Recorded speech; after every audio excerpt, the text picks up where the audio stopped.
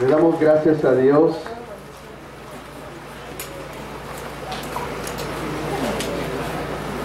Estamos analizando, ¿verdad? Ya por 3 semanas, la iglesia de Filadelfia. Y no está de más, y no es para menos, pues hemos desarrollado dentro de los mensajes algunos aspectos extras. Pues en esta iglesia encontramos un gran ejemplo para ser una iglesia fiel e irreprensible. La cuestión es que cuando empezamos a analizar y empezamos a ver los requerimientos que Dios quiere para nosotros, sin duda nos hallamos faltos de muchas cosas. Hoy he titulado el mensaje Orden y disciplina para ser fiel e irreprensible. Orden y disciplina para ser fiel e irreprensible. Como sabemos, el orden no nos gusta, pues muchas veces caminamos en desorden. Bueno, pues cuanto más la disciplina, ¿verdad? A nadie le gusta ser disciplinado. A través de las cartas que hemos leído de las iglesias hemos visto cómo el Señor los halaga y les dice: conozco tus obras, que eres fiel, que eres perseverante. Pero después termina diciéndole siempre: pero tengo algo contra ti. Y ahí es cuando entra la disciplina, ahí es donde entra el orden en las iglesias de Jesucristo, y es el punto donde nadie quiere ser parte de eso. Porque continuamente estamos acostumbrados a servir a Dios por ganas y no por privilegio. Cuando el Señor nos pone un lineamiento, no lo queremos obedecer porque a veces la naturaleza, el hombre antiguo que continúa está peleando con el hombre espiritual y los dos se oponen entre sí, pues hay una lucha interior en nosotros. Lo que a veces se nos olvida es que dependiendo de el hombre interior que gane, pues es la consecuencia que tenemos. Escuchaba una frase de un pastor en la semana que decía, ¿verdad? Hablando al noviazgo, a las parejas, y les decía a los jóvenes: acuérdate que el que se casa con un incrédulo tiene a Satanás como suegro. ¿Verdad? Y son esos detallitos, esas pequeñas cosas, como dice la canción, que a veces no queremos recibir. En el contexto de esta iglesia fiel de Filadelfia, queremos hacer mención de las características y del carácter de los tipos de personas que están en una congregación. Dile que está a tu lado, ponte atento. Primero están dentro de una congregación los que se desvían. Los que se desvían son los que nunca van al paso de los demás. Siempre están fuera de línea, no van con el programa, se sumergen en sus propias ideas sin fundamento doctrinal, tienen malas doctrinas, no tienen principios bíblicos, están llenos de carencias falsas, mezclan la filosofía, el conocimiento de Dios y sus malas ideas preconcebidas. Es decir, como principio siembran varias semillas en su campo, cuando el principio de Dios dice que no podemos estar sembrando varias semillas en un campo.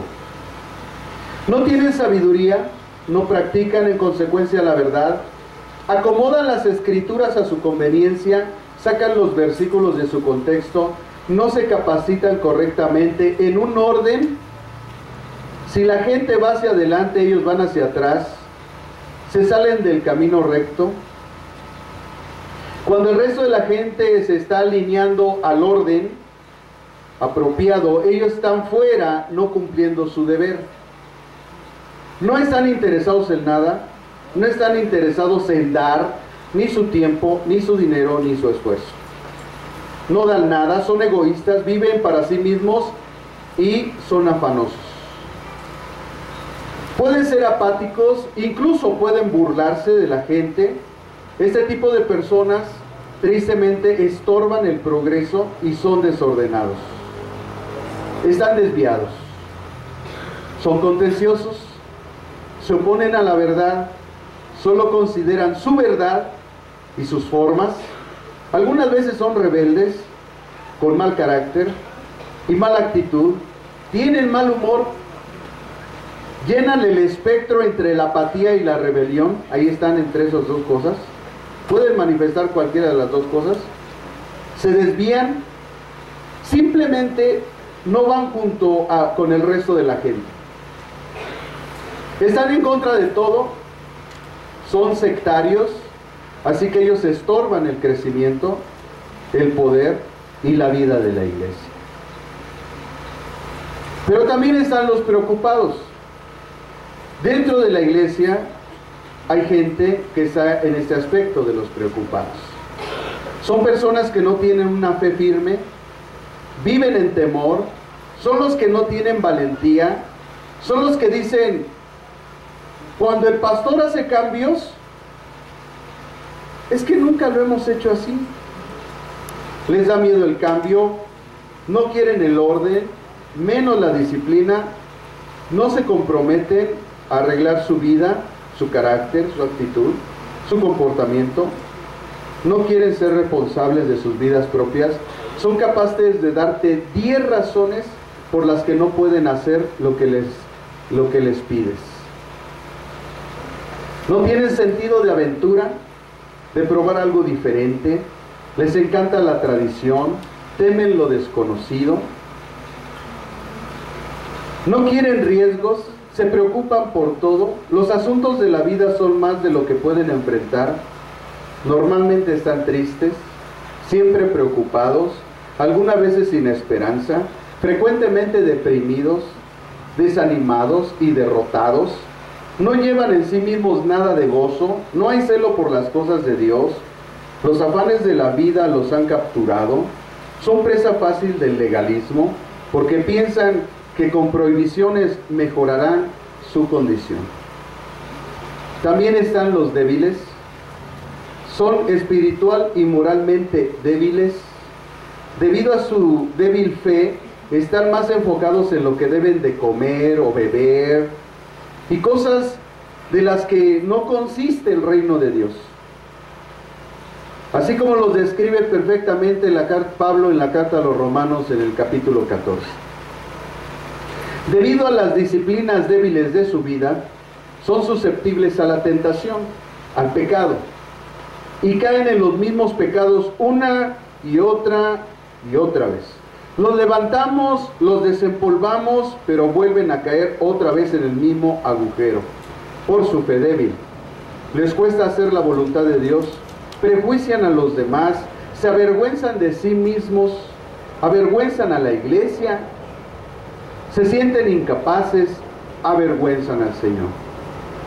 Demandan mucha atención, aunque es muy posible que ya llevan más de 5 años en la iglesia. No maduran, no crecen, son inexpertos, no se saben alimentar a sí mismos, o sea, no leen la Biblia. Son presa fácil de caer en todos los aspectos que el enemigo ha puesto delante de ellos, como el religiosismo, el tradicionalismo, el sectarismo. Simplemente, en muchas ocasiones, solamente son espectadores. Debiendo ser maestros, siguen siendo niños, son inexpertos. Pues no ponen por obra la palabra de Dios, viven como espectadores. Entonces caen en religiosismo, tradicionalismo, legalismo y sectarismo. Se dejan arrastrar por cualquier viento de doctrina, no tienen ni viven la verdad, no tienen cimientos sólidos porque no han querido ser moldeados por Dios, y no aceptan la instrucción, tienen muchos pretextos para no avanzar, para no aprender, no crecen en la gracia y en la iglesia, no hacen bien las cosas de acuerdo a la voluntad de Dios en sus vidas. Las pasiones de la vida, el mundo, la carne y la influencia del diablo los derrotan. Están también los cansados o los frustrados. Están en línea, pero pareciera que arrastran sus pies con su actitud, su falta de carácter y comportamiento. Van en velocidad equivocada. Se les enseña, se les sigue discipulando, se les entrega mucho de la energía de nosotros, pero van al paso incorrecto. Cada que volteamos atrás parece que están más lejos.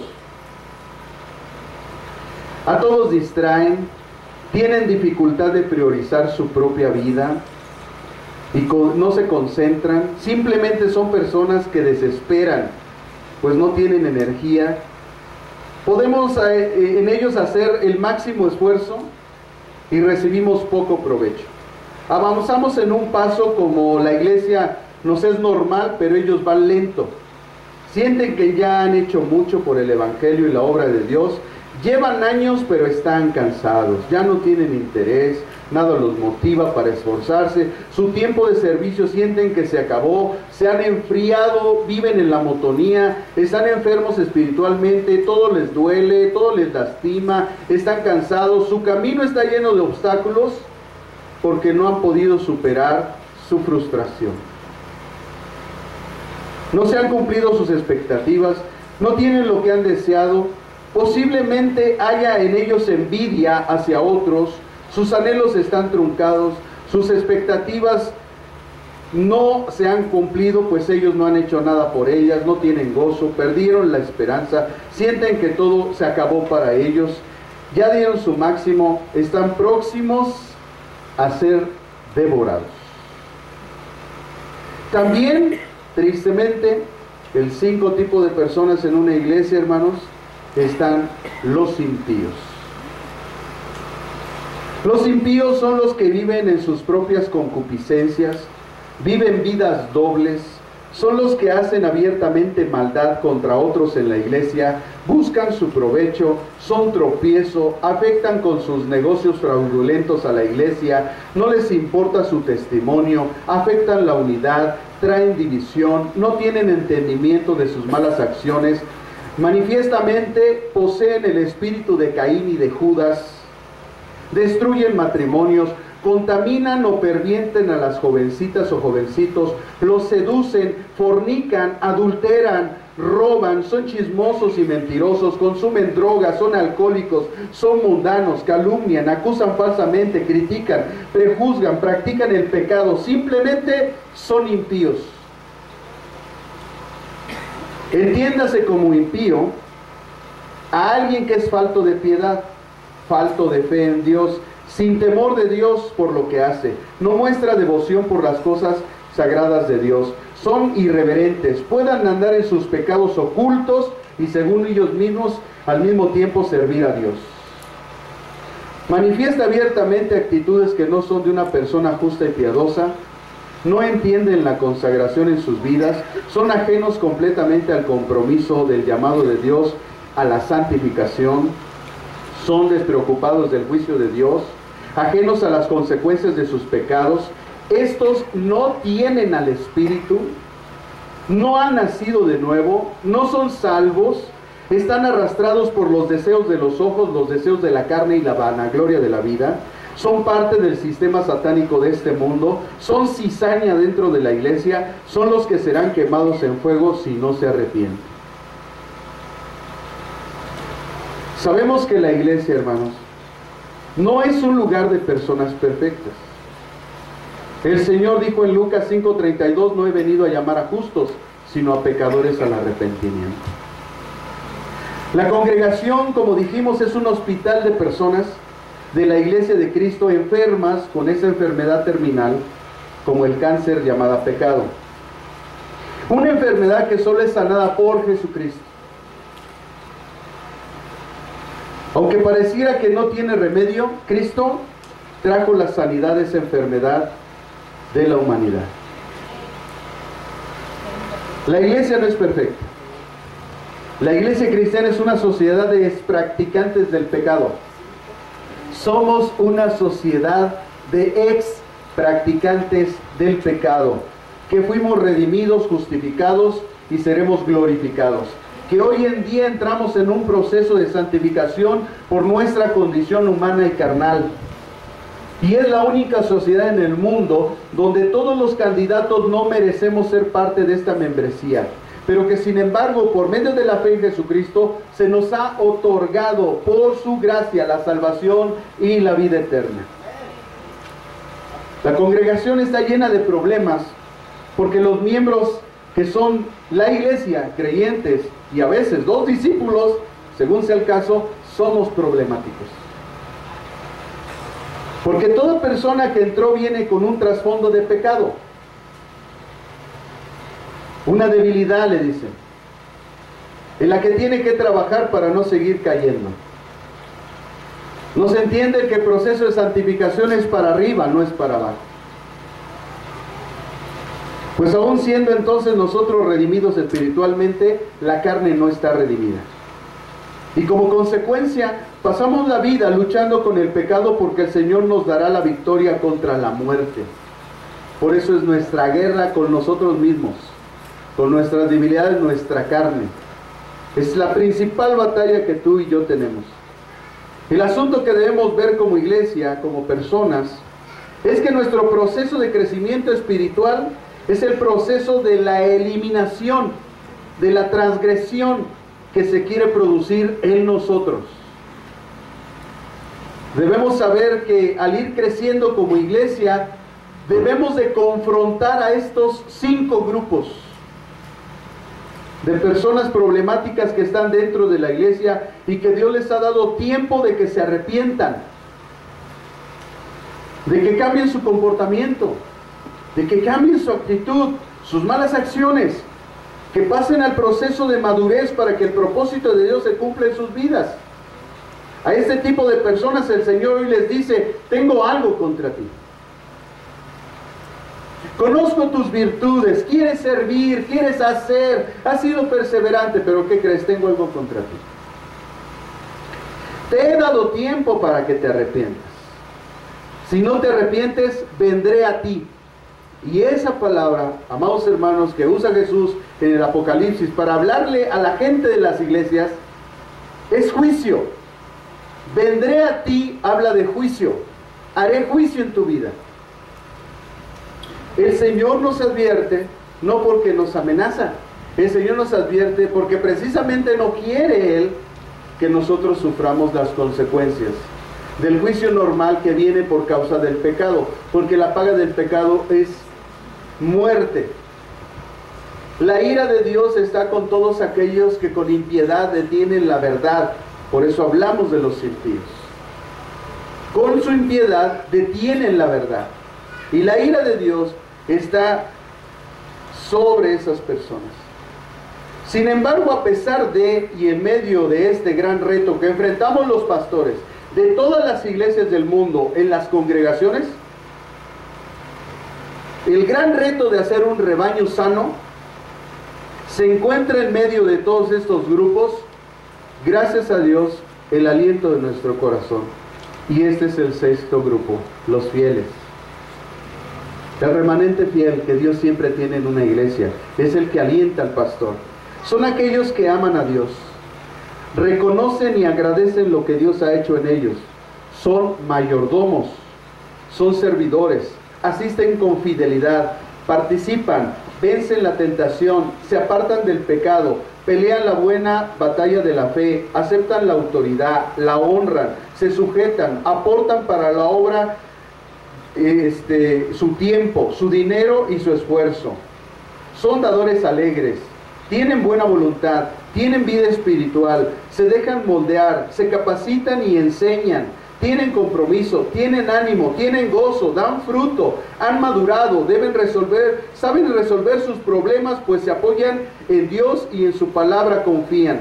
Avanzan al ritmo de la iglesia, predican, se esfuerzan en vivir vidas correctas, tienen buen testimonio, sufren persecución, pues son piadosos y ayudan, son ejemplo. Su mayor virtud no es lo que hacen, sino que permiten que Dios los guíe. Son hijos de Dios.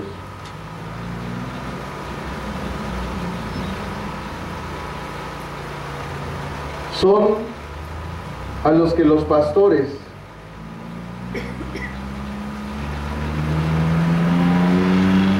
refieren: estos son nuestro motor. Si vale la pena seguir en la iglesia predicando, es por causa de los fieles. La iglesia de Filadelfia, aunque antes de Cristo era parte de algún defecto, sin duda, en algún punto aceptó la misericordia y la gracia de Dios y se arrepintió, aceptando el proceso de santificación, que es el punto donde todo creyente verdadero debe estar dispuesto a vivir y a decidir. Hay un momento en nuestra vida, amados hermanos, donde tú decides tu destino. Decimos que las dos decisiones más importantes en esta vida es que el Señor te encuentre y decidas por Él. Y la segunda decisión es con quién te vas a casar. Por eso no tenemos de tomar a la ligera esa decisión. Por eso debemos fijarnos bien con quién vamos a decidir casarnos. Todavía recuerdo esos tiempos, cuando me enamoré.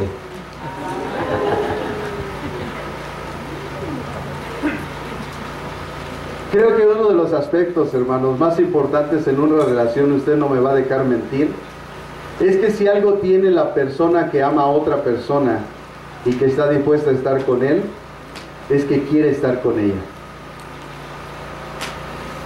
No sé usted, pero yo hasta le ayudaba a tender la ropa a mi esposa en su casa para que pudiéramos salir a dar la vuelta. Porque me decía, es que tengo que tender, yo te ayudo. Ay. Voy a la leche, yo te acompaño. Los cuates, hey, vente, vente con nosotros. No, mira, oye, ¿tú crees que voy a cambiar eso por esto? No, ¿qué le pasó? O sea, si hay un aspecto que nos puede a nosotros decir cuando una persona nos ama y verdaderamente quiere establecer una relación con nosotros, es que quiere estar con nosotros. No es difícil. ¿Cómo es que nosotros sabemos el amor de Dios hacia nosotros? Porque Él quiso estar como nosotros, porque Él se hizo como nosotros, porque Él se ofreció por nosotros, porque Él murió por nosotros y nos está esperando a nosotros allá arriba en los cielos. De hecho, la promesa de Jesús va orientada a ese punto, porque dice: yo estoy con ustedes todos los días hasta el fin del mundo. Cuando alguien verdaderamente nos ama y quiere estar con nosotros, hay un principio bíblico: está con nosotros hasta el fin. Porque el amor nunca deja de ser. Quien verdaderamente ama nunca pierde su amor hacia la persona que dijo haber amado. Eso fue lo que hizo que esta iglesia también fuera una iglesia fiel, porque entró al orden y a la disciplina. Dos aspectos que cuestan trabajo mucho en nosotros como personas, porque no queremos orden ni queremos disciplina. Queremos hacer las cosas como nosotros las queremos hacer, en la forma que las queremos hacer, y no nos interesa quién vaya por delante, quién vaya por detrás, porque simple y sencillamente en nuestro corazón hay algo que se llama egoísmo. Solo pensamos en nosotros, no nos interesa el daño que le podamos causar a alguien. No nos interesa, soy yo, primero yo, después yo y tercero yo.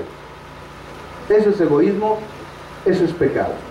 La gente vive en pecado a veces sin saberlo. Por esa causa, Dios le mostró a esta iglesia, vean, Él fue recíproco a la respuesta de esta iglesia.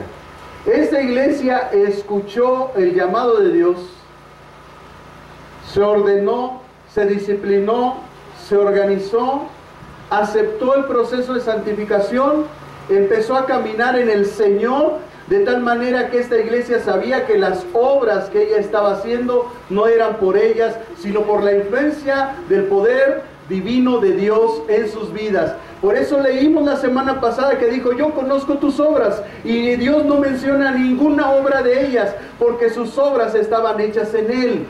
Esta es la iglesia de la gracia, es la iglesia que siempre dice: Señor, yo no soy digno de estar aquí, yo no he hecho nada, todo lo has hecho tú, ¿de qué de gloriarme si todas las obras las pusiste de antemano para mi bendición?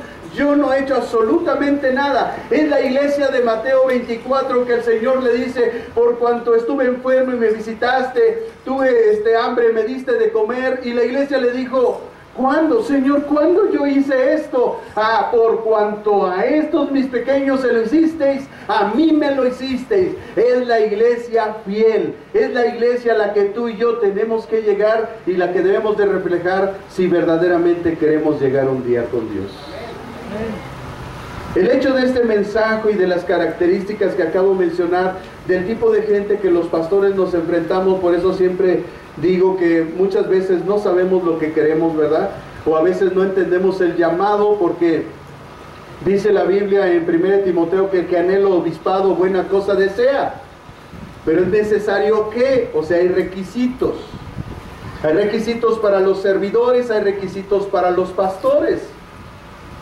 Pero lógicamente cuando hay orden y hay disciplina no la queremos recibir, porque sentimos el llamado, porque tenemos el deseo, pero hace falta más que eso para ser digno de servir a Jesucristo.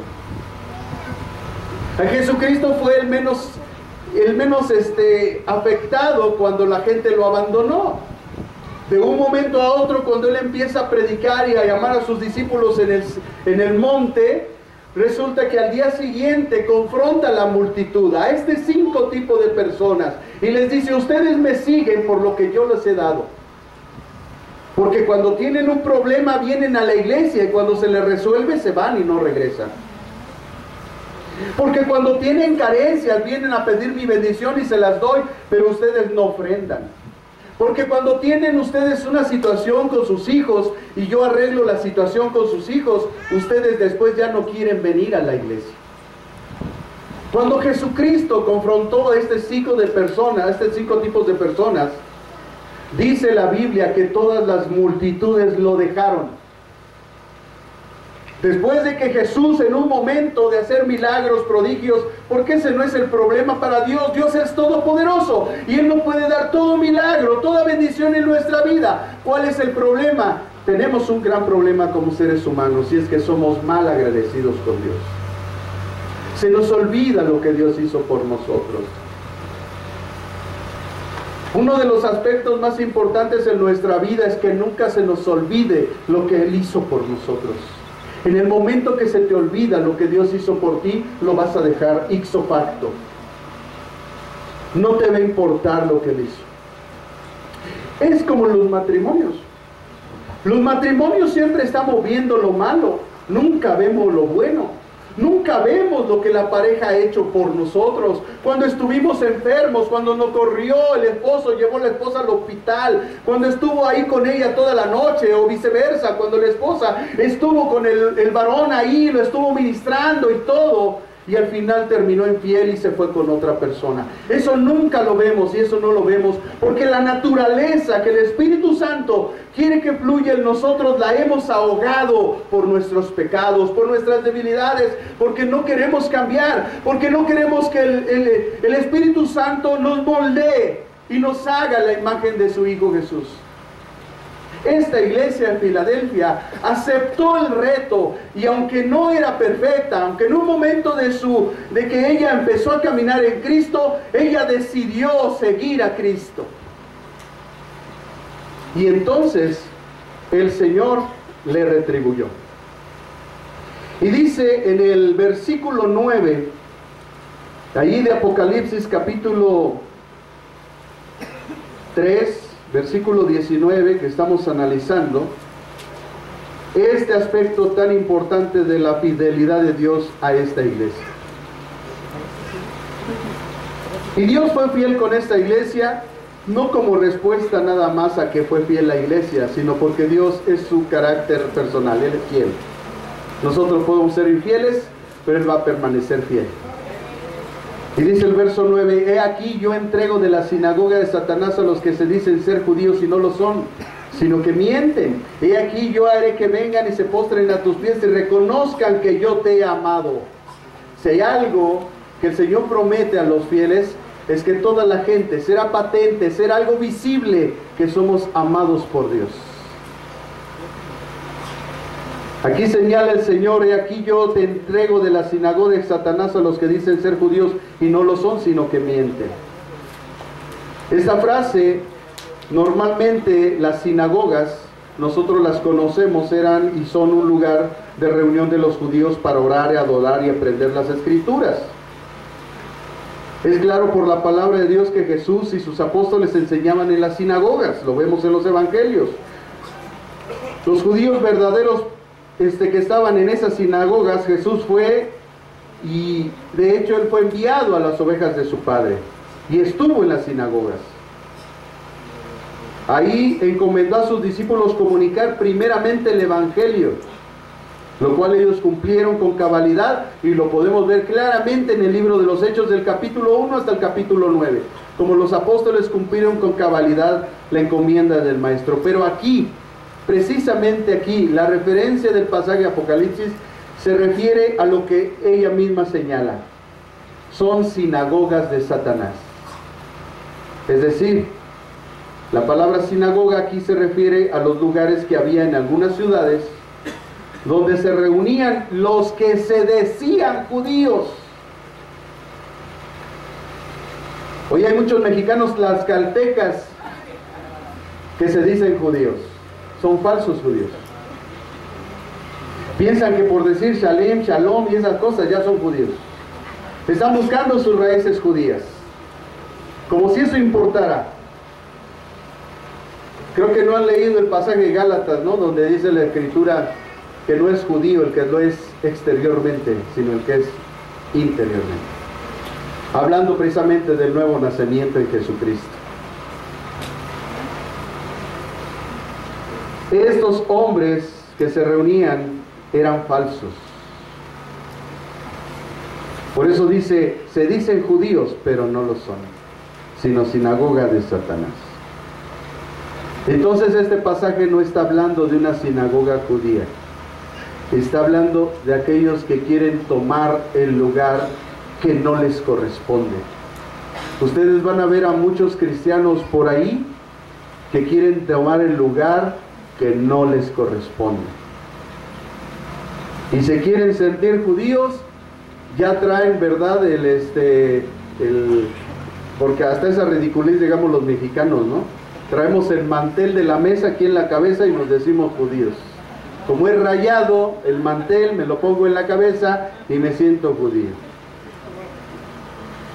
Bueno, hay quien hasta se va a circuncidar para sentirse judío. ¿Qué tremendo es eso? Pues de estos está hablando el Señor, que son una sinagoga de Satanás, porque son falsos judíos.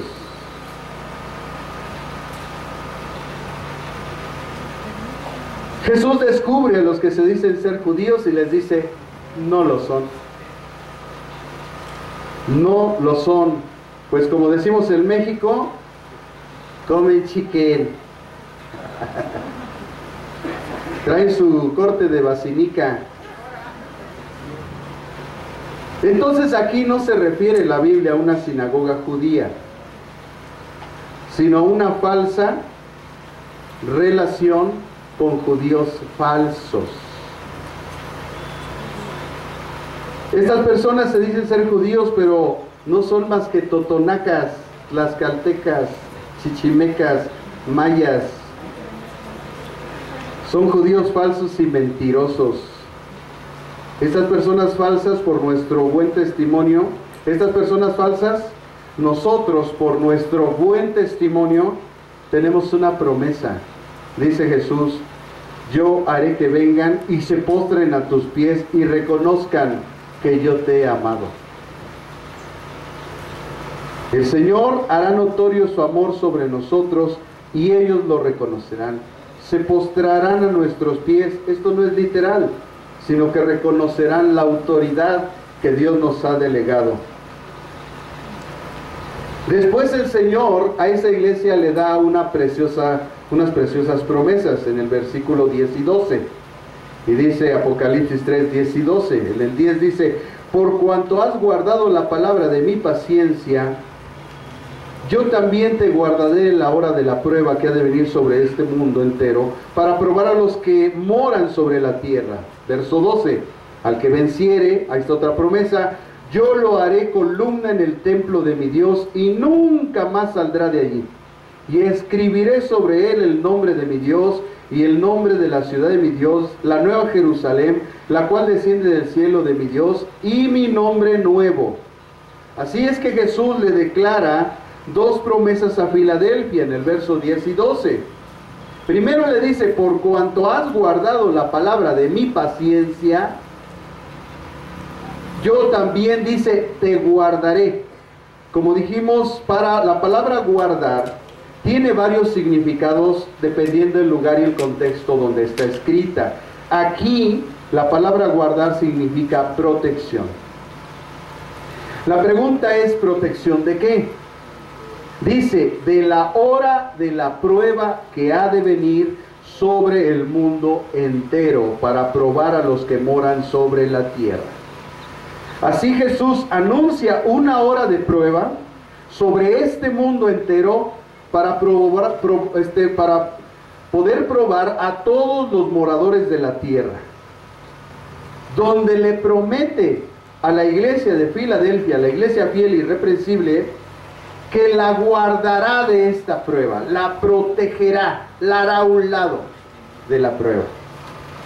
Sabemos por las profecías, amados hermanos, que aquí se refiere Dios, ¿verdad?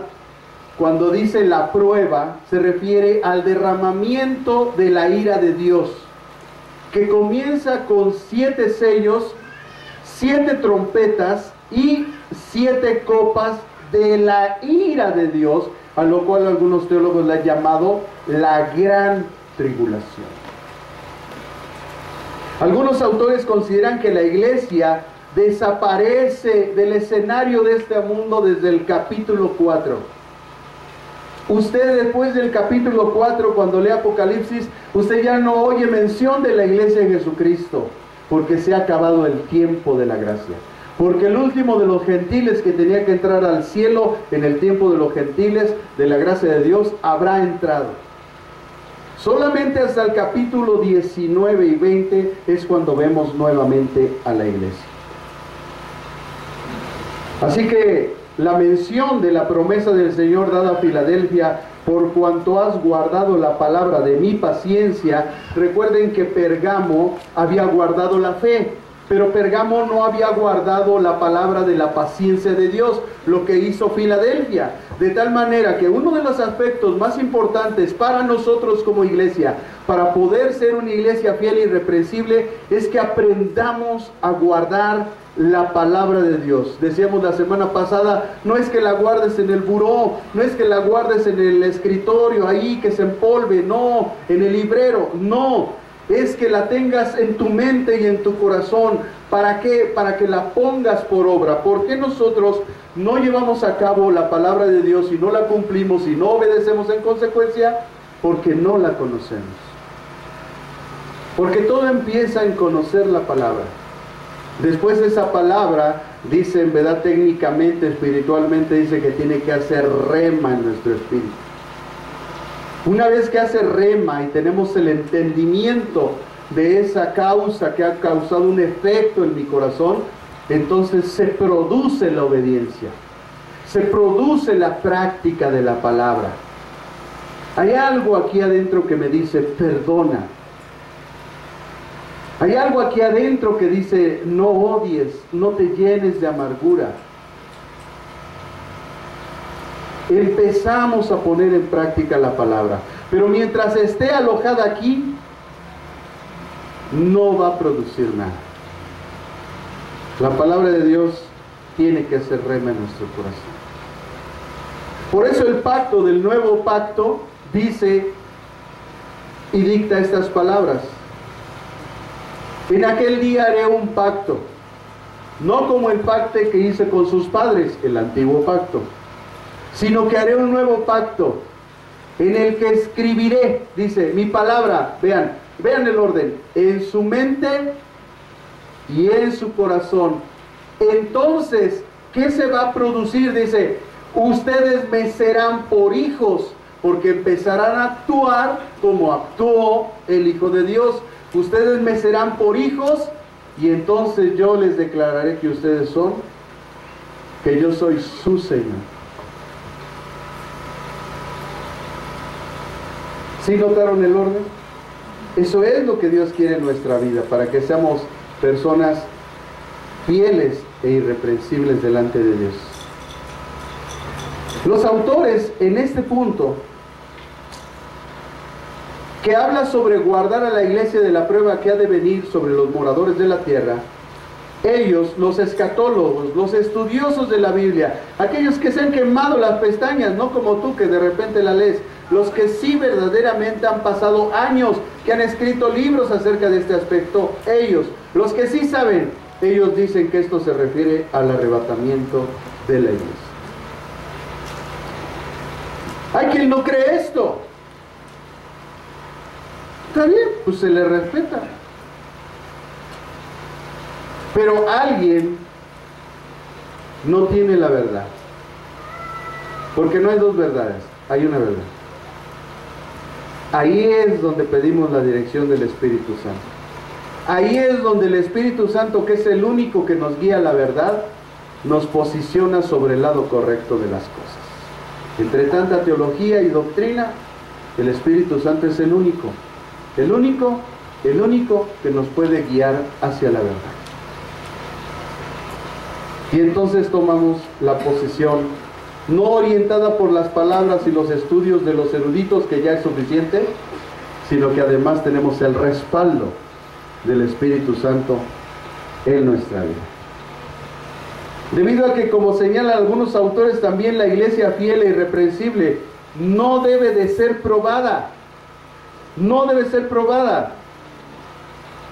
¿Por qué? Porque ha creído en Jesucristo y ha guardado la palabra. Los requisitos para ser fiel, ¿y qué? Irreprensibles, que no merecemos ninguna reprensión. Por eso la declaración de Romanos capítulo 8, versículo 1 es contundente. Ninguna condenación hay para los que están en Cristo Jesús. Porque estos, dice Pablo, no andan conforme a la carne, sino conforme al Espíritu. Y describe las cuestiones de la carne y describe qué es andar en el Espíritu, porque Pablo era un maestro de la ley. Comúnmente cuando a alguien tú le haces una pregunta y es un maestro de la ley, pues más que tratar de convencerte, te va a instruir. Te va a decir, mira, es que esto es por esto, por aquello, y a lo mejor te da una vuelta por el Génesis y te saca hasta el Apocalipsis. Pero es que eso es lo necesario.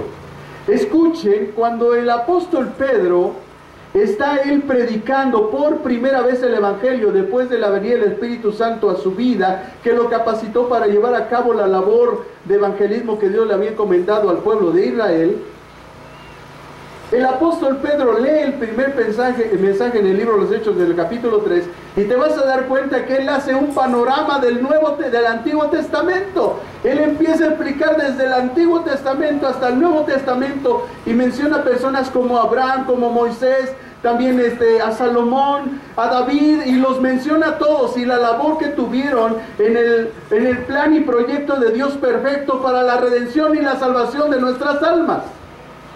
Y después culmina diciéndole a la gente, ¿qué creen? En el previo conocimiento de Dios ya estaba establecido. Así es que si ustedes lo hicieron es porque Dios ya lo sabía que lo iban a hacer. Entonces ellos fueron redarguidos de pecado. Ahí es donde nosotros vemos, hermanos, la forma correcta de predicar la Biblia.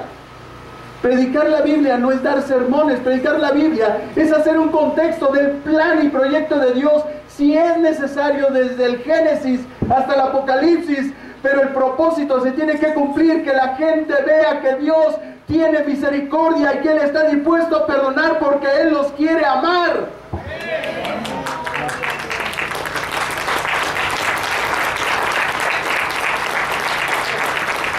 Esa es la mejor forma de predicar. Jesús la usó, los apóstoles la usaron, los únicos que no la usamos somos nosotros. Nosotros preparamos sermones, pero no predicamos la Biblia, y eso es terrible, porque lo que realmente hace que la gente responda es la Biblia. Cuando Pedro dijo todas esas cosas, la gente dijo, ¿qué haremos? Pues conviértanse, bautícense en el nombre de Jesús, para que sean perdonados sus pecados y vengan tiempos de refrigerio. Eso es predicar el Evangelio. Como estamos acostumbrados a sermones cuando nos predican el Evangelio, no sabemos discernir y nos aburrimos, porque decimos, bueno, hay que decirme saber que Moisés y que David porque nunca nos han predicado el Evangelio. Lo más que hemos recibido son sermones. Esa es la tragedia de la iglesia cristiana. Es una tragedia terrible, porque la gente nada más quiere comer palomitas, cacahuates, dulces y chocolates, pero no quiere comer alimento sólido, algo que realmente sí edifica, algo que realmente nos da la comprensión del plan y proyecto de Dios en nuestra vida, y que nos va a llevar al propósito de Dios en nuestra vida.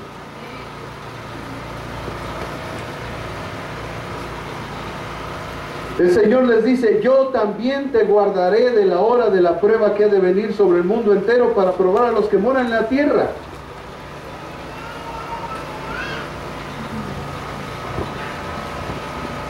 Y dice que la Escritura, que entonces el Señor al guardar a la gente, pues está hablando literalmente de lo que el Señor después anuncia a través de otros pasajes que hoy vamos a analizar, que se irán con Él. Se encontrarán en las nubes, se irán a las bodas mientras aquí se desata la ira de Dios, la iglesia está en las bodas del Cordero, y después regresa en el capítulo 19 con su Señor, con el ejército de Dios, para pelear contra el anticristo. Hay quien cree que a pesar de estar presente durante la tribulación y la gran tribulación, el Señor, ellos interpretan guardará, es decir, que a pesar de que hay catástrofes y todo, no sé, como que vamos a estar en una especie de burbuja protectora, todo quemándose, yo pasando en la burbuja. Y bueno, pues son interpretaciones, pero toda interpretación tiene que tener un fundamento bíblico. Dicen que suenan las trompetas, abren los sellos, suenan las trompetas, hay derramamiento del aire de Dios, y nosotros estamos en medio de todo ese acontecimiento, pero la Biblia no enseña eso. Se lo voy a demostrar, porque la palabra probar significa traspasar, traspasar a los moradores de la tierra. Para que nosotros no seamos traspasados como moradores de la tierra, tendríamos que estar en Saturno, en Júpiter, porque aquí habla de una generalidad. Esta tierra va a ser destruida completamente. Ahora bien, si estamos aquí pasando todo esto de los sellos, el juicio de las trompetas y el juicio de las copas de la ira de Dios, entonces ya no es protección, somos parte de la prueba. ¿Sí o no? Por eso nosotros creemos que seremos librados de todo eso por el arrebatamiento. Por eso lo creemos. Porque si estamos aquí cuando están pasando todas las cosas, pues somos parte de. Es como cuando los jóvenes dicen, voy a ir a un antro, pero yo no voy a tomar, mamá. Pero eres parte de. O tú te vas a poner junto al nicho del antro y ahí te vas a quedar. No, lógicamente vas a bailar, vas a participar con tus amigos, eres parte de. ¿Qué será realmente librar al joven de ese punto? Pues que no vaya, que esté en su casa. Pero lógico, hermano, pues nos queremos divertir, nos gusta la pachanga. Somos latinos, peor aún, somos mexicanos. Y hay un dicho entre nosotros que la vida no vale nada, entonces no nos importa lo que estemos pasando. Bueno, ni por nuestra propia protección actuamos.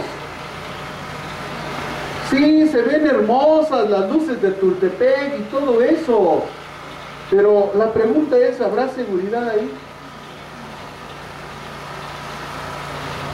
¿Estarás seguro estar ahí a las 2 de la mañana, 3? Que vengas con tus cuates caminando y sin problema. No. ¿Sabe cuántas historias macabras he oído acerca de eso? Que les han robado su celular, que los han asaltado. Tú tienes buena intención, pero con la intención no vas a llegar a ningún lado. Tú tienes que ser prudente. Sí, a mí también me gusta la fiesta, me gusta el cotorreo, pero ¿sabes qué? Yo soy prudente. Yo a una hora determinada salgo de una... Pastor, espérese al pastel, pues es que ya se tardaron, son las 11 de la noche, yo mañana tengo que predicar. Sí, porque tú, si quieres, no vienes a la iglesia, pero yo no puedo faltar. ¿Qué? ¿A poco dice el pastor? Puta, no, sí, para eso me gustaba. Hermanos, mire, no entienden la prudencia. ¿Saben cuántas veces me he salvado de muchas cosas por ser prudente? En una ocasión, en una fiesta de unos 15 años de mi esposa,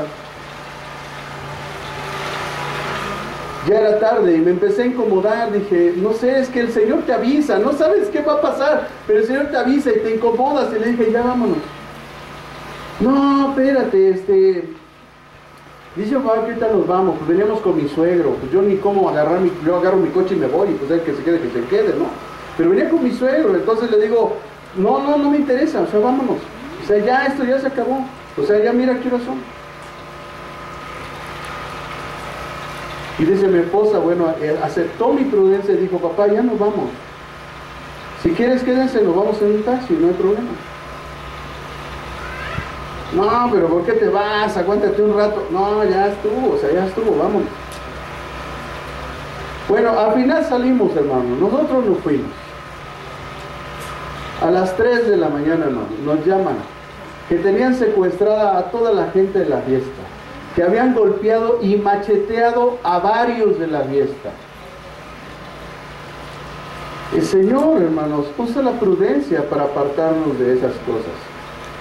Después tuve que regresar, pues sí, pues tuve que coser a toda la gente macheteada, a darles medicamento, atenderlos. O sea, yo pude haber estado en mi cama ya durmiendo. Pero a veces abusamos y no queremos ser prudentes.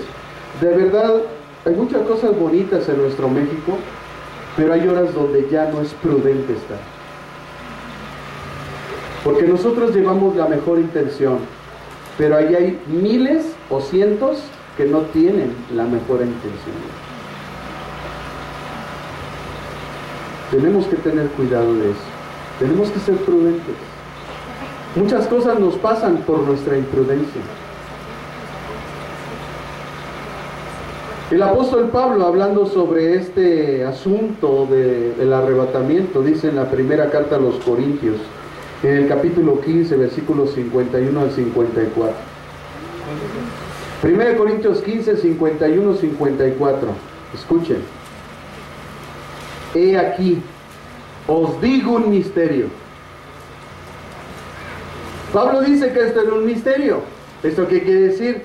Que no había sido señalado ni por los profetas ni por nadie. Es un misterio.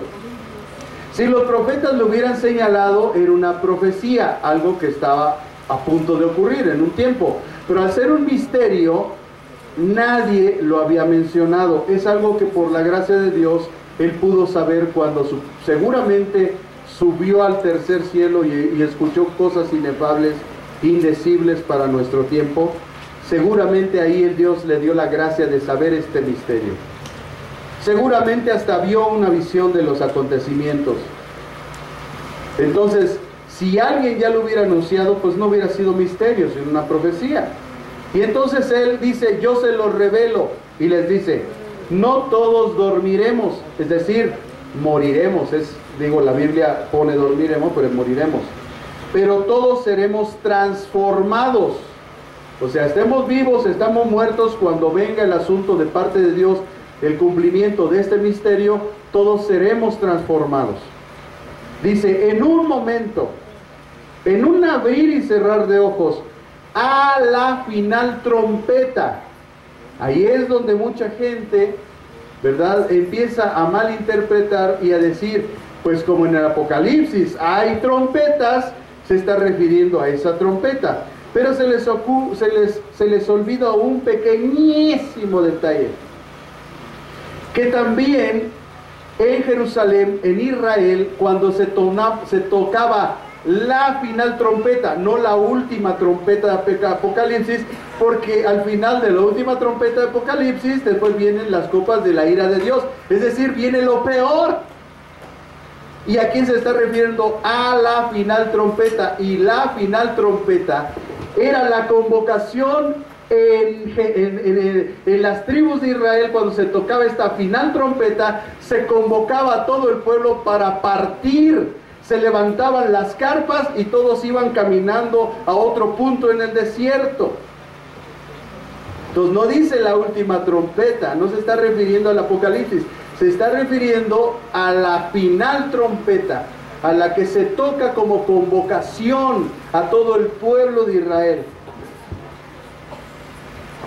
Entonces, el Señor, hay una traducción muy bonita que es la del lenguaje actual, que no la voy a leer, nada más se la voy a referir, hermanos. Dice que cuando el ángel del Señor reciba la orden de parte de Jesús que toque la final trompeta para convocación de su pueblo. Por eso, hermanos, no nos casemos con una traducción, busquemos en las otras traducciones para que podamos tener más luz de lo que el Espíritu Santo quiso decir. Porque recuerde que las nuevas traducciones ya han hecho las correcciones de las fallas que han tenido otras Biblias en sus traducciones. Así que dice, no todos dormiremos, pero todos seremos transformados. En un momento, en un abrir y cerrar de ojos, a la final trompeta, dice después, porque se tocará la trompeta y los muertos serán resucitados incorruptibles. Esto es una convocación. Están los muertos en el lugar en el paraíso, en el lugar donde el Señor ha destinado. Se toca la trompeta y ellos vienen de ese lugar, son convocados.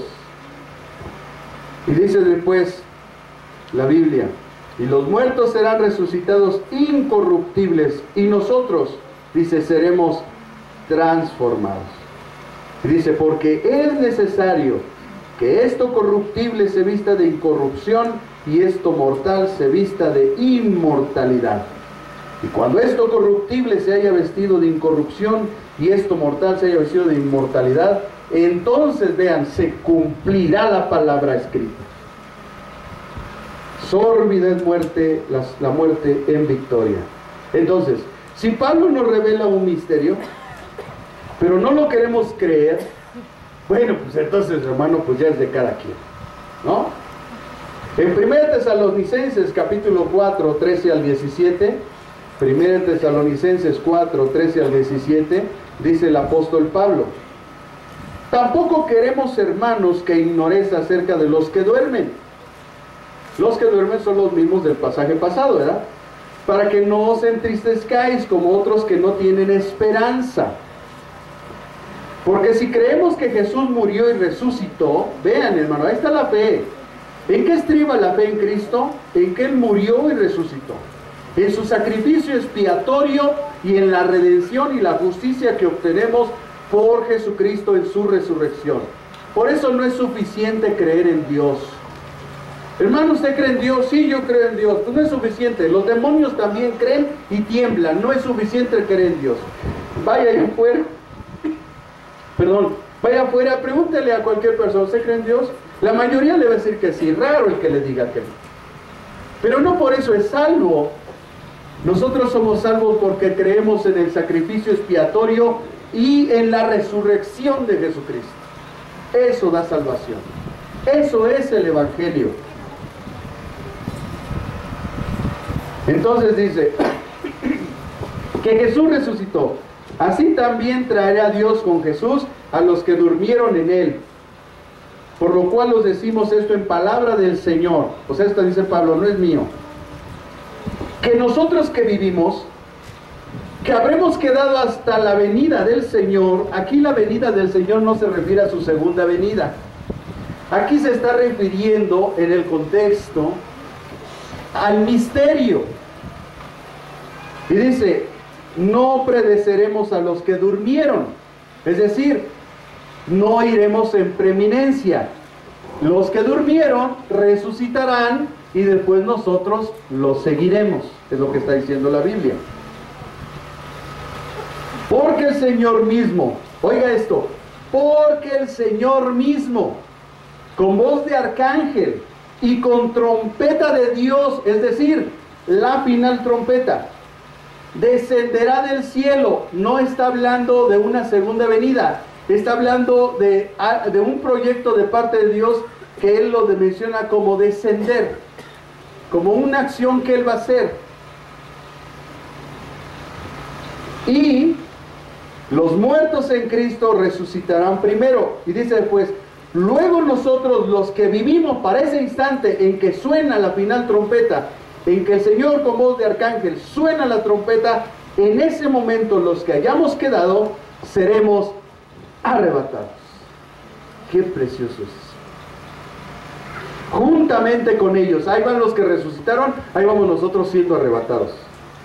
¿Para qué? Dice, para recibir al Señor en el aire. La segunda venida, tú y yo venimos con Él. Entonces este es un evento diferente, que era un misterio, que está siendo revelado por Pablo a los creyentes. Y así estaremos siempre con el Señor. ¿No hay negado? No. Gracias, Señor. Nótese entonces, hermanos, que lo que recibimos en el aire, los que lo recibimos en el aire, nos vamos con Él, no venimos con Él, nos vamos con Él. Entonces no es la segunda venida esto, sino que nos reunimos con Él en el aire. Cuando Él regresa, es claro lo que hace el Señor en su segunda venida. Es claro, se lo voy a leer rápidamente. Apocalipsis 19, del 11 al 13 dice: entonces vi del cielo abierto y he aquí un caballo blanco, y el que lo montaba se llamaba Fiel y Verdadero, y con justicia juzga y pelea. Sus ojos eran como llama de fuego, y había en su cabeza muchas diademas, y tenía un nombre escrito que ninguno conocía sino él mismo. Estaba vestido de una ropa teñida en sangre, y su nombre es el Verbo de Dios.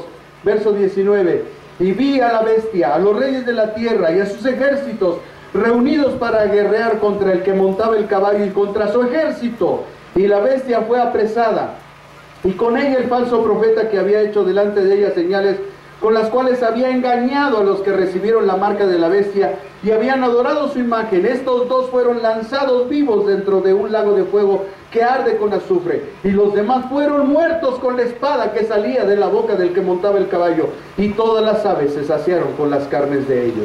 Como ustedes están dando cuenta, lo que vimos anteriormente no tiene nada que ver con esto que está pasando. Allá nos vamos con Él, nos reunimos en el cielo y nos vamos con Él. Y en la segunda venida, Él viene con su ejército y pelea la batalla. Son dos acontecimientos completamente diferentes. Por eso Pablo dijo, esto es un misterio. Algunos elementos fundamentales se deben de tener en cuenta respecto a esta extraordinaria promesa que es necesario observar cuidadosamente. Primero, hermanos, esta prueba a la cual se menciona el Señor va a ocurrir en el futuro. Esta prueba es por un tiempo indefinido y limitado, ya que Jesucristo la describió como la hora de la prueba. Esta prueba pondrá al descubierto a las personas cómo son realmente. Esta prueba es de alcance mundial, ya que ha de venir sobre el mundo entero. Esta prueba tiene el propósito de probar a los que moran en la tierra. Esta es una frase empleada como término técnico en el libro de Apocalipsis para los incrédulos. Tan es así que hay pasajes como Apocalipsis 6:10 que dice: y clamaban a gran voz diciendo: ¿hasta cuándo, Señor santo y verdadero, no nos juzgarás y vengarás nuestra sangre de los que moran en la tierra? Aquí hay una multitud de hombres y mujeres que murieron por causa de Jesucristo, que están delante de Dios, y son aquellos que no permitieron la marca en ellos. Pero también es la gente que se quedó y que tuvo que pagar con su vida porque no quiso ser una iglesia fiel y irreprensible. Ahí no estamos tú y yo. Nosotros posicionalmente estamos al lado de Jesucristo. Estas personas son las que se quedaron y están delante de Dios pidiendo justicia. Apocalipsis 11, Dios dice a los moradores de la tierra, Apocalipsis 11:10, y los moradores de la tierra se regocijarán sobre ellos y se alegrarán, y se enviarán regalos unos a otros, porque estos dos profetas habían atormentado a los moradores de la tierra. Capítulo 8, versículo 13, miré, oí un ángel volar en medio del cielo diciendo a gran voz: ¡ay, ay, ay de los que moran en la tierra! A causa de otros toques de trompeta que están para sonar por los tres ángeles. En el capítulo 13, versículo 8 y versículo 12, y la adoraron todos los moradores de la tierra, cuyos nombres no estaban escritos en el libro de la vida del Cordero, que fue inmolado desde el principio del mundo. Verso 12, y ejerce toda autoridad de la primera bestia en presencia de ella, y hace que la tierra y los moradores de ella adoren a la primera bestia, cuya herida mortal fue sanada. Capítulo 14, versículo 6, vi volar en medio del cielo a otro ángel, 14:6, que tenía el evangelio eterno para ser predicado a los moradores de la tierra, toda nación, tribu, lengua y pueblo. Óigase, imagínese un ángel bajando del cielo que trae el evangelio y se te aparece enfrente y te dice: arrepiéntete, porque todo esto que está pasando, las copas, todo esto que está pasando proviene de Dios, es un juicio sobre ustedes. Si no te arrepientes, irás una eternidad sin Dios. Oiga, ya si así no quieren escuchar, hermanos, es lo que pide la gente, ¿no? Que alguien venga del cielo y les diga. Bueno, esta generación de los que se quedan y están enfrentando todas las tribulaciones de Dios, lo vamos a ver con detalle cuando lleguemos a ese pasaje, pero se lo menciono nada más. Esa gente, aún a pesar de que un ángel les predica, no van a recibir el mensaje. Qué terrible es eso. Por eso nosotros somos más dignos de conmiseración, porque nosotros que les estamos enseñando o tratando de enseñar y de comunicar el evangelio, no llegamos a nada de eso. Somos gentes completamente imperfectas, pero que Dios usa para sus propósitos, para la salvación de tu alma, en medio de nuestra imperfección. Por eso Dios nos va a librar de la prueba, porque en nuestras imperfecciones fuimos una iglesia fiel e irreprochable y obedecimos al Señor. Apocalipsis 17, versículo 2, verso 8. 2 dice: con la cual han fornicado los reyes de la tierra, y los moradores de la tierra se han embriagado con el vino de su fornicación. Verso 8. La bestia que has visto era y no es, y está para subir del abismo y ir a perdición. Los moradores de la tierra, aquellos cuyos nombres no están escritos desde la fundación del mundo en el libro de la vida, se asombrarán viendo a la bestia que era, no es y será. La hora de la prueba se refiere a la semana 70 de Daniel. Capítulo 9, versículo 25 y 27 de Daniel dice, Daniel 9, 25 y 27. Sabe pues, y entiende, Daniel, que desde la salida del orden de restaurar y edificar Jerusalén hasta el Mesías príncipe habrá 7 semanas, y 72 semanas se volverá a edificar la plaza y el muro en tiempos angustiosos. Después de las 62 semanas se quitará la vida al Mesías. ¿Cuándo pasó? Mire, desde el tiempo de Daniel, que le fue anunciado lo que iba a suceder, dice la Biblia que desde ese punto hasta que le quitaron la vida al Mesías pasaron 62 semanas. Y dice, le quitaron la vida, mas no por sí, y el pueblo de un príncipe que ha de venir destruirá la ciudad. Estaba profetizado la caída de Jerusalén en el año 70 por el emperador Tito, y Jesús lo anunció. No quedará piedra sobre piedra de esta ciudad. Y después dice la Escritura, y será destruida la ciudad y el santuario, y su fin será con inundación, y hasta el fin de la guerra durarán las devastaciones. Y por otra semana, ahí viene otra semana, confirmará el pacto con muchos. A la mitad de la semana hará cesar el sacrificio y la ofrenda. Eso sucedió. Ya los judíos no hacen sacrificios ni ofrendas. Después, con la muchedumbre de las abominaciones, vendrá el desolador hasta que venga la consumación. El desolador hasta que, ¿cuándo? Hasta que venga la consumación. Satanás tiene un propósito en este mundo. Él es el desolador. Él tiene un propósito. Nadie lo puede atar. Siento decirle a muchos cristianos, nadie lo puede atar. Él tiene un propósito. Y hasta que se cumpla su propósito, entonces el Señor, Él lo va a atar. Él es el único poder y la autoridad para atar a Satanás. Hay una mala teología allá afuera, hermanos. La gente se está metiendo y se está intrincando y se está posicionando en el terreno del diablo, que es el área espiritual. Y los está arrastrando como ustedes no tienen una idea. Ese es su terreno, es su ser espiritual. Nosotros no somos seres espirituales. Nosotros estamos en una tercera dimensión. Él nos aventaja. Para podernos ganar, nos quiere meter en su territorio. Y entonces la gente, según ellos, hacen guerra espiritual. Ándale pues.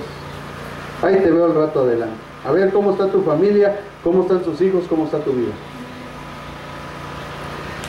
Y dice, y lo que está determinado se derrame sobre el desolador. El tiempo de la angustia también se le llama el tiempo de la angustia de Jacob. Es el mismo tiempo. La semana 70 de Daniel. Jeremías 37. Ah, cuán grande es aquel día, tanto que no hay otro semejante a él. Tiempo de angustia para Jacob.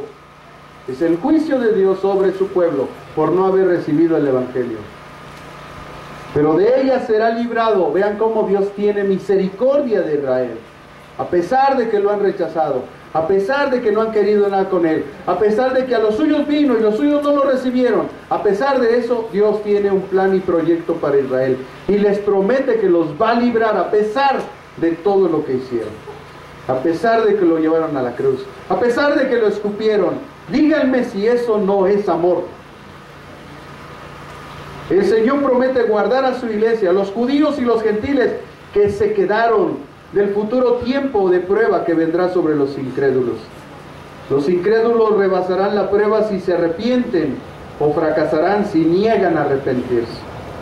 En Apocalipsis 6 del 9 al 11 dice la Biblia, Apocalipsis 6 del 9 al 11, cuando abrió el quinto sello, vi bajo el altar las almas de los que habían sido muertos por causa de la palabra de Dios y el testimonio que tenían. Y clamaban a gran voz diciendo, ¿hasta cuándo, Señor, santo y verdadero, no juzgas y vengas nuestra sangre en los que moran en la tierra? Están clamando justicia. Pero estamos en el capítulo 6 y la iglesia desapareció en el capítulo 4. Entonces, ¿quiénes son estos? Son los que se quedaron. Es el proyecto y plan de Dios sobre los judíos y los gentiles que reconocen en ese tiempo y se arrepienten, y los cristianos tibios que se arrepienten y entonces tienen que pagar con su vida. Ellos están delante de Dios clamando justicia. Entonces dice, se les dieron vestiduras blancas y se les dijo que descansen todavía un poco de tiempo hasta que se complete el número de los consiervos y sus hermanos que también habían de ser muertos con ellos.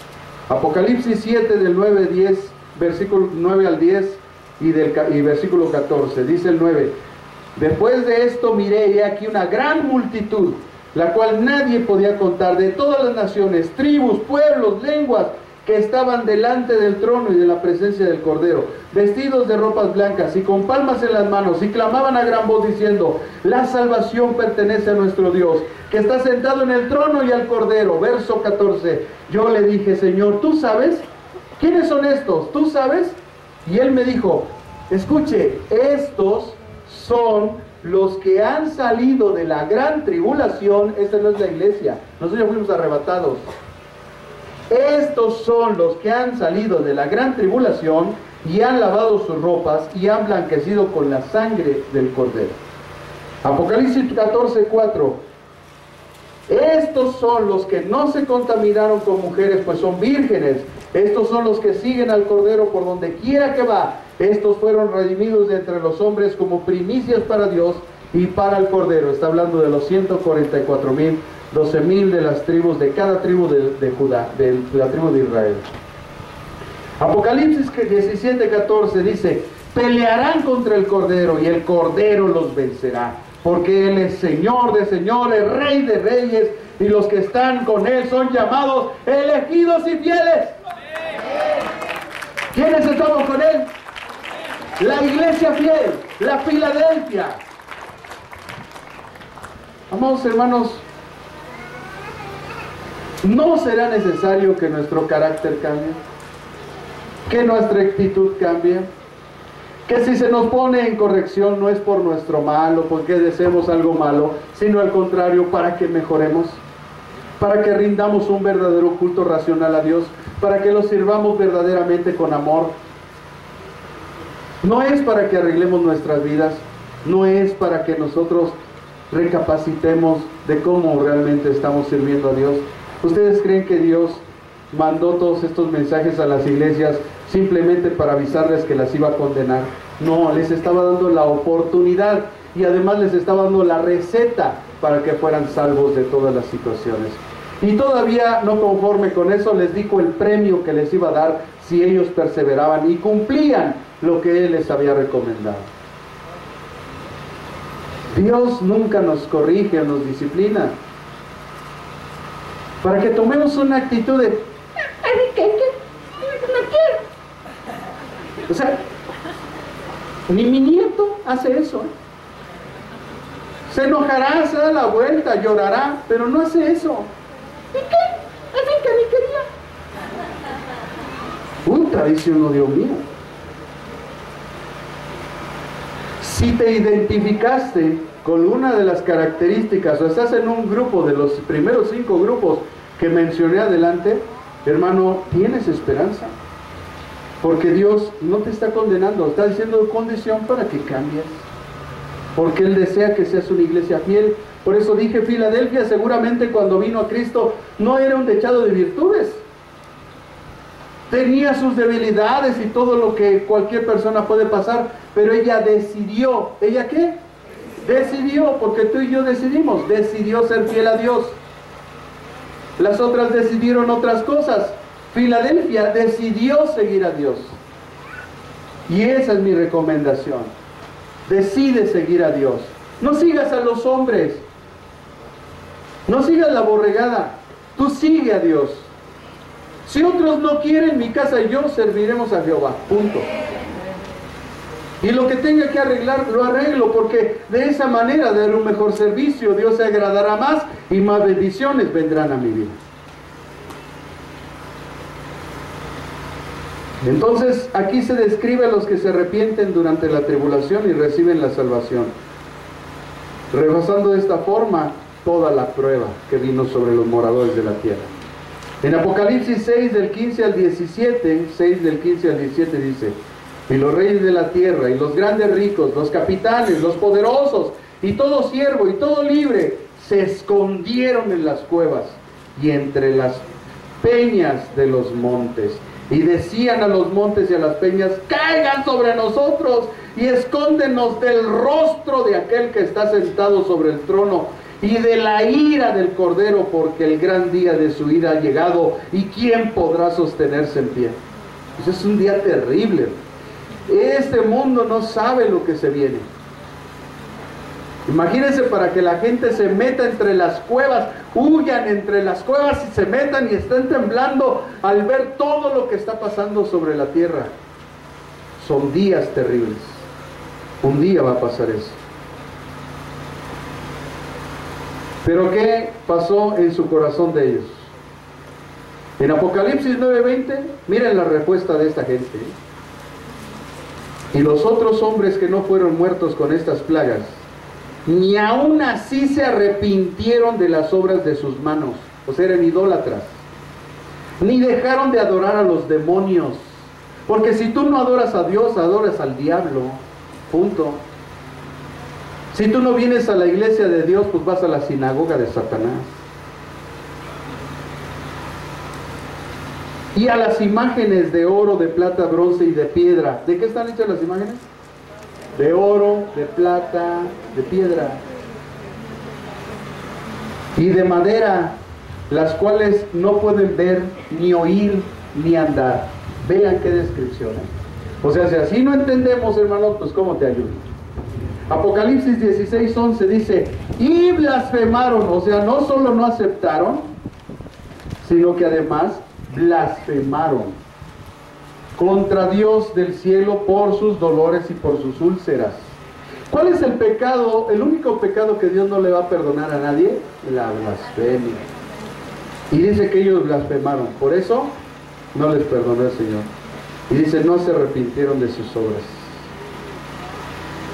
Apocalipsis 19, 17 y 18 dice, vi un ángel que estaba en pie en el sol y clamó a gran voz diciendo, a todas las aves que vuelen en medio del cielo, venid y congregaos a la gran cena de Dios, para que comáis las carnes de los reyes y de capitanes y carnes de fuertes, carnes de caballos y de sus jinetes y carnes de todos, libres, esclavos, pequeños y grandes.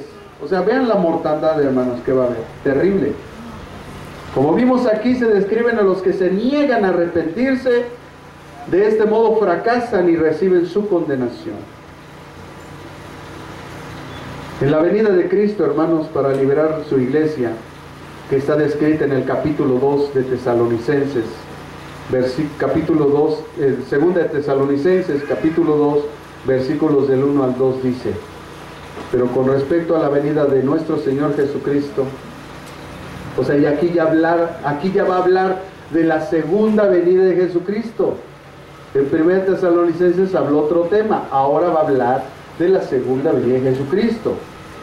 Y nuestra reunión con Él, os rogamos, hermanos, que no os dejéis mover fácilmente de vuestro modo de pensar, ni os conturbéis, ni por espíritu, ni por palabra, ni por carta, ni si fuera nuestra, en el sentido de que el día del Señor está cerca. Pero está cerca no para traer juicio sobre la iglesia. La palabra pronto describe una inminencia de la venida de Cristo por su iglesia, que pudiera ocurrir en cualquier momento. En Apocalipsis 3:12 dice, al que venciere yo lo haré columna en el templo de mi Dios y nunca más saldrá de ahí. Apocalipsis 3:12, al que venciere yo haré columna en el templo de mi Dios y nunca más saldrá de ahí, y escribiré sobre él el nombre de mi Dios y el nombre de la ciudad de mi Dios, la nueva Jerusalén, la cual desciende del cielo de mi Dios, y mi nombre nuevo. Así que cumplir el mandato del Señor siempre será la lucha constante. Por eso dice, al que venciere. Dentro de nosotros hay una guerra terrible por hacer la voluntad de Dios o no hacerla, por perdonar o no perdonar, por amar o no amar, por hacer lo correcto o no hacer lo correcto, para tomar una decisión correcta o una incorrecta, para actuar de forma correcta o forma incorrecta. Hay una guerra en tu corazón, siempre. Está el viejo hombre que está viciado y está el nuevo hombre que está hecho según Cristo. Cuando nosotros estábamos sin Cristo, había un solo hombre, el que estaba viciado. Cuando nosotros venimos a Cristo, nació un nuevo hombre que se lo opuso. Entonces dentro de nosotros ya no hay un solo hombre, hay dos hombres que están luchando continuamente. Uno para que tú obedezcas la voluntad de Dios y el otro para que no la obedezcas. Es una lucha. Por eso dice, al que venciere. Porque hay una lucha. Es entendible. Yo sé que no es fácil. Todos estamos ahí. Mientras estamos en esta carne, estaremos peleando con ese viejo hombre que no quiere hacer la voluntad de Dios, que no quiere venir a la iglesia, que no quiere servir, que no quiere estudiar, que no quiere capacitarse, que no quiere hacer, en pocas palabras, la voluntad de Dios.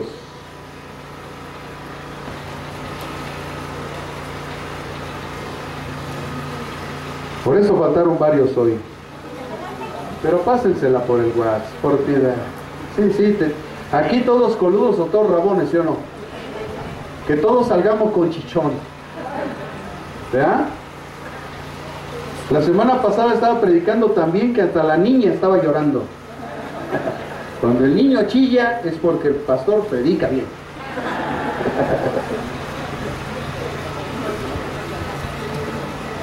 Entonces dice la Biblia, hermanos, yo lo haré columna en el templo de mi Dios.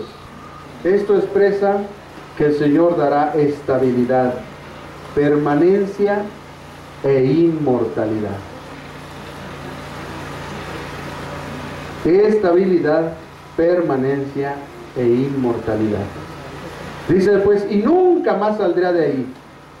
Esta es la maravillosa promesa que Cristo da a los creyentes, y es que tendrán un lugar eterno de honor en el templo de Dios, es decir, en el cielo.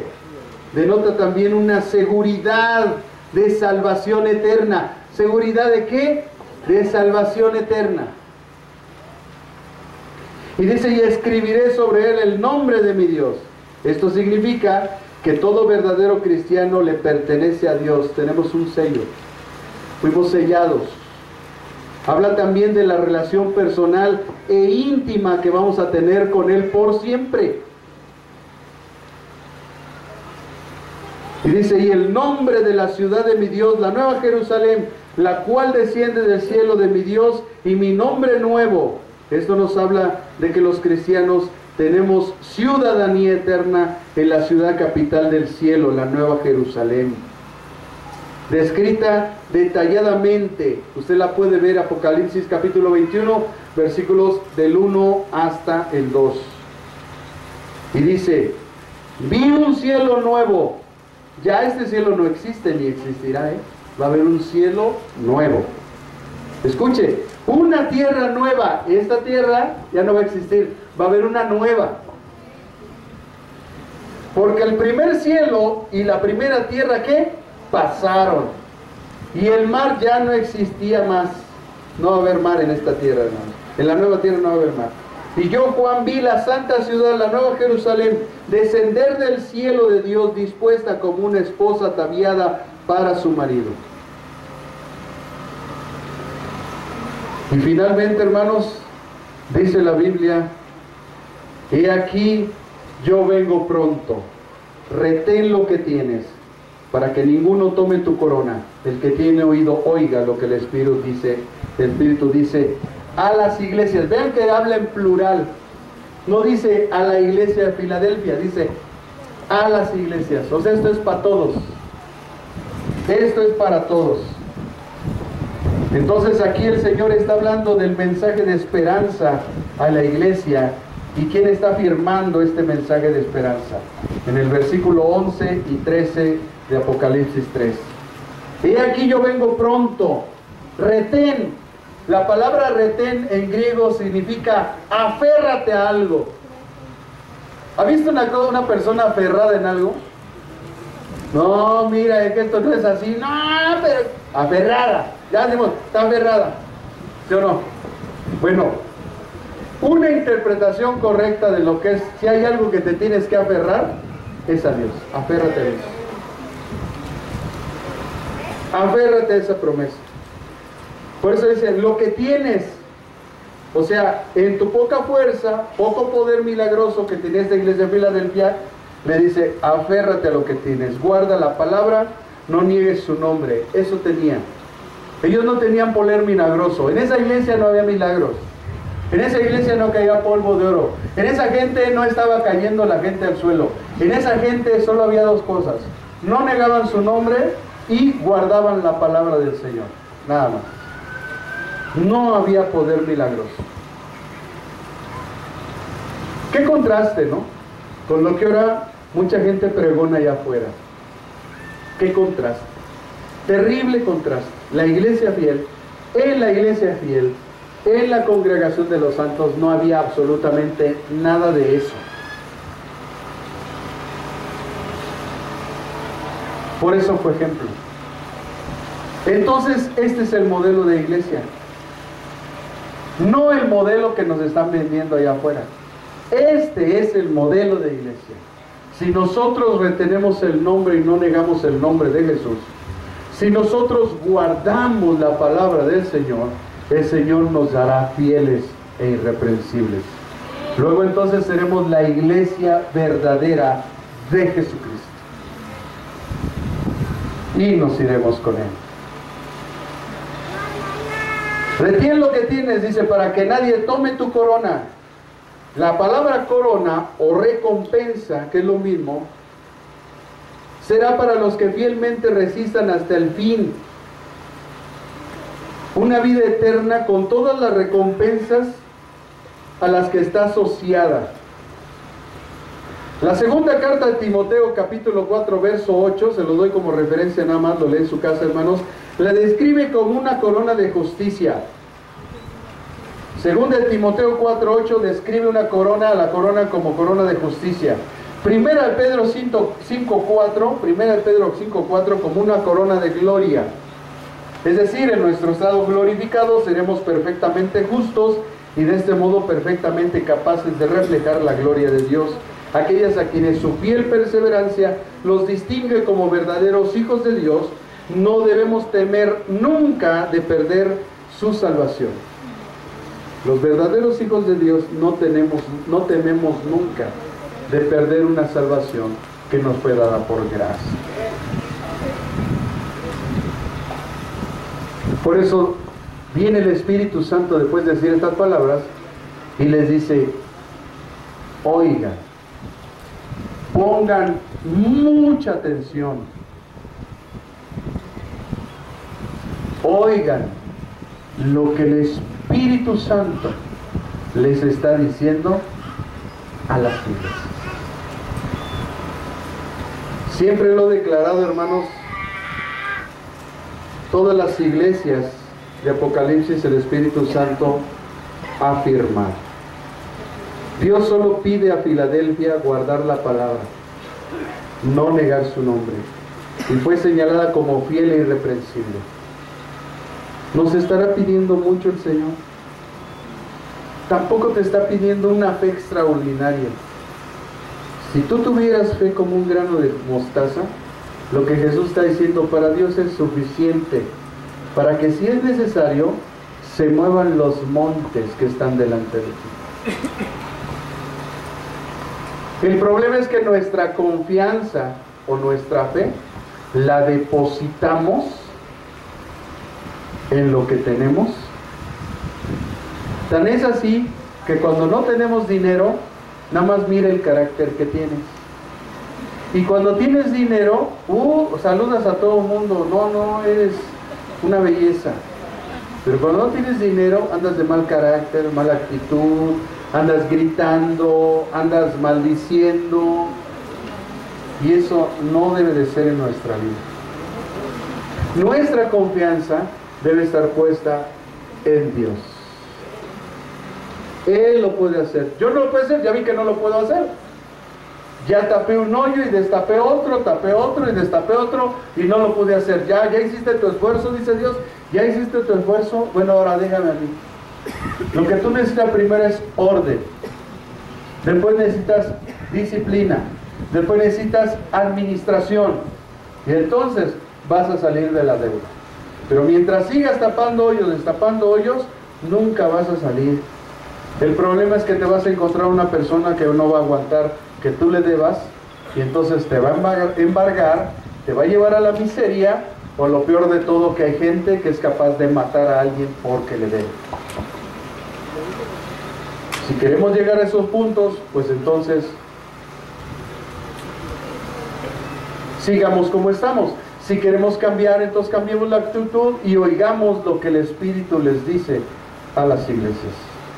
Por muchos lados en las Escrituras vemos la exhortación que Dios hace a la iglesia por medio de sus siervos los apóstoles, quienes nos culminaron a ser fieles e irreprensibles, lo cual en algunas ocasiones incluso nos lleva a veces a sufrir, no siempre.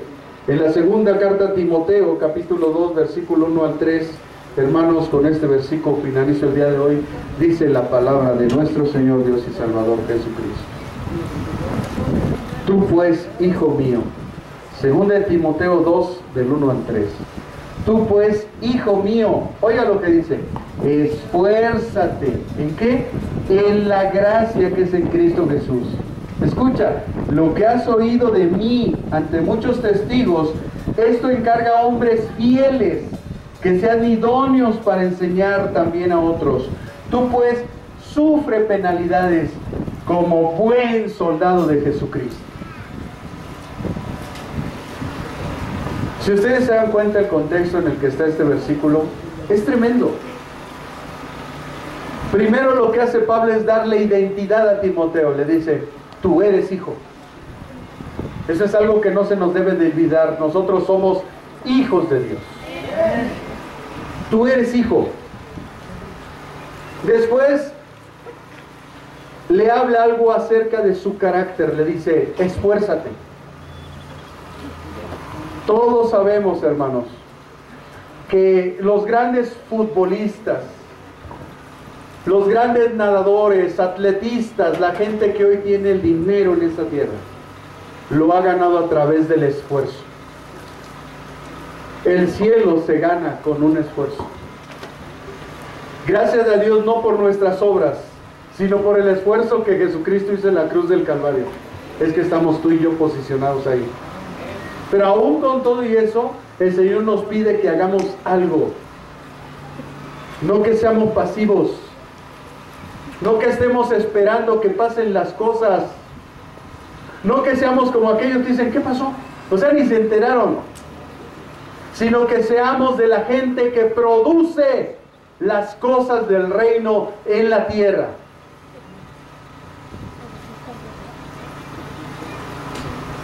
Es por eso que nosotros, hermanos, tenemos que buscar producir las cosas. Tú anhelas un negocio, pero no lo empiezas. ¿Cómo produces si no lo empiezas? Tú quieres tener una carrera universitaria, joven, pero no lo produces, no te metes a estudiar. Tú anhelas tener un buen trabajo, una buena remuneración, algún día tener una moto, un coche, lo que sea, pero no te metes a trabajar. Entonces, ¿cómo, caramba? Todo requiere un esfuerzo.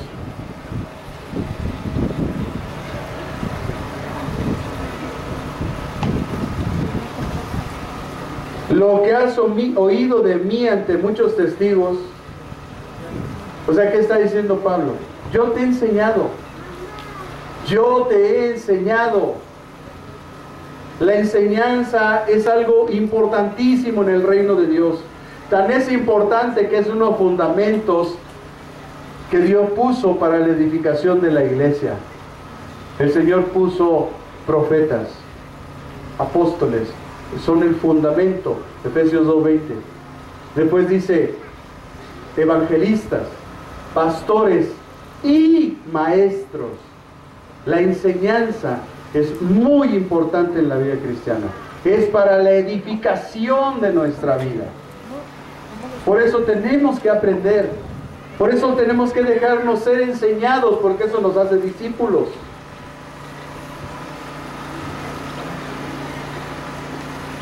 Lo que has oído de mí ante muchos testigos, yo te he enseñado. Dice, esto encarga a hombres fieles que sean idóneos para enseñar. Si la enseñanza no fuera importante, si todo se obtuviera así por obra, llegué a Cristo y ya me sé toda la Biblia, pues no, ¿verdad? Necesita alguien enseñar. Todos somos ignorantes, pero no todos ignoramos las mismas cosas.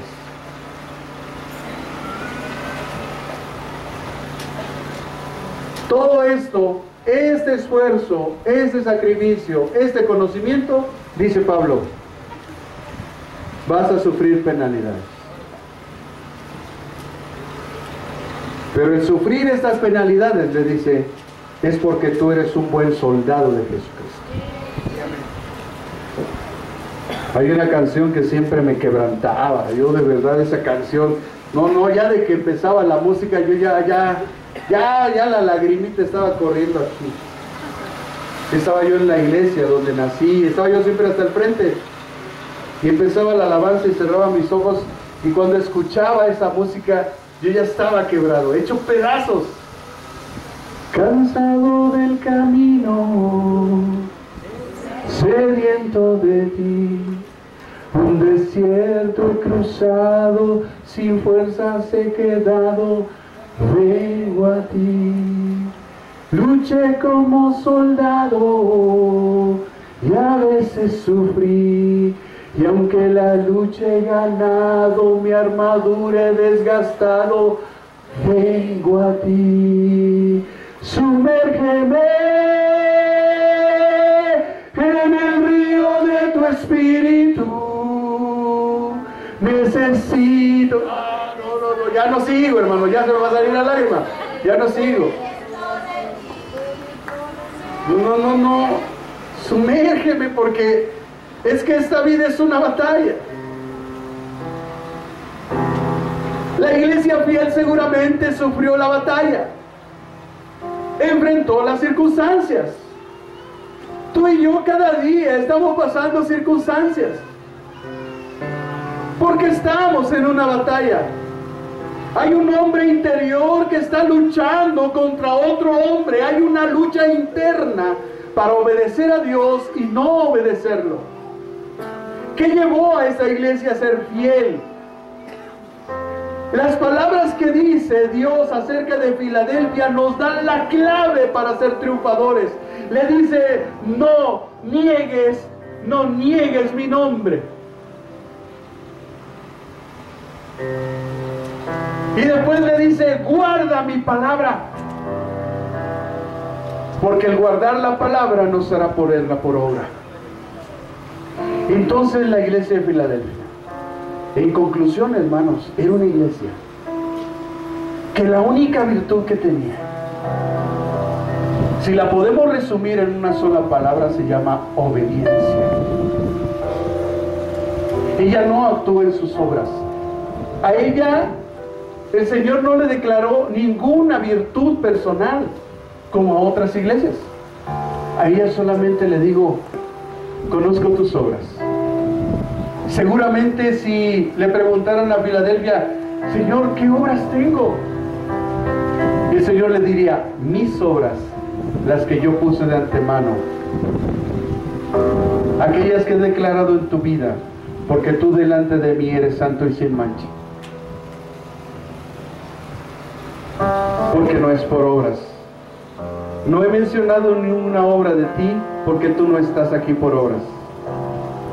Tú estás aquí por mi gracia y misericordia. Y un día, cuando la prueba de este mundo venga, yo te llevaré conmigo. Yo no dejaré que sufras aquí en la tierra, porque tú eres mi esposa. Porque yo te tengo que llevar a la fiesta más gloriosa, donde tú te casarás conmigo, donde me verás cara a cara, donde todas tus lágrimas serán enjugadas, donde sabrás que ha valido la pena cada llanto, cada lágrima, cada circunstancia, cada dolor, e incluso la forma en que moriste habrá valido la pena. Y sabrás lo que yo tengo para ti.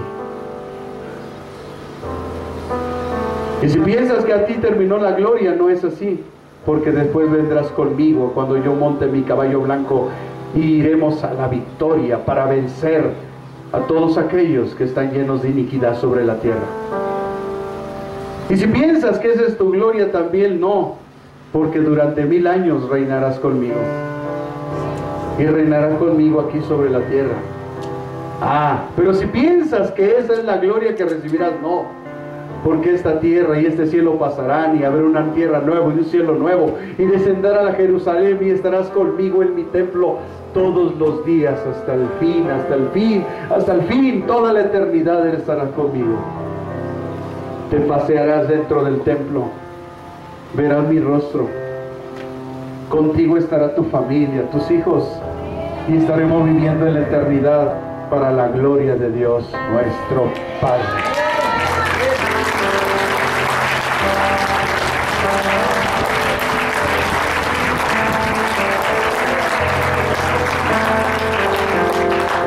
No por nada Timoteo, Pablo le dijo a Timoteo en el capítulo 2, versículo 12,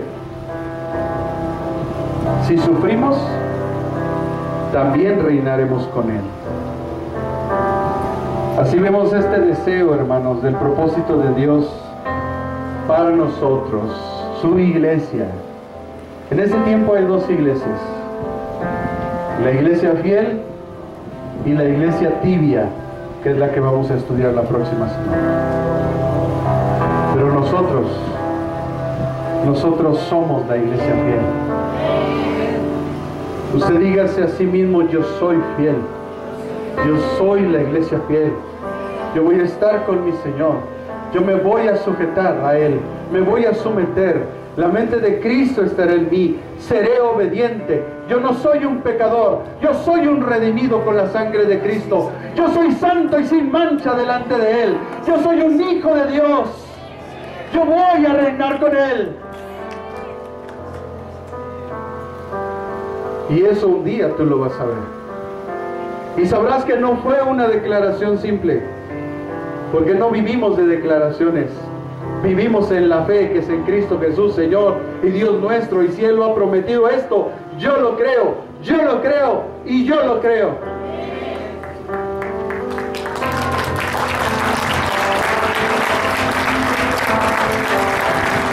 Es por eso que la promesa de vida eterna vale la pena, hermanos. Vale la pena, no importa, vale la pena, no importa. Vale la pena.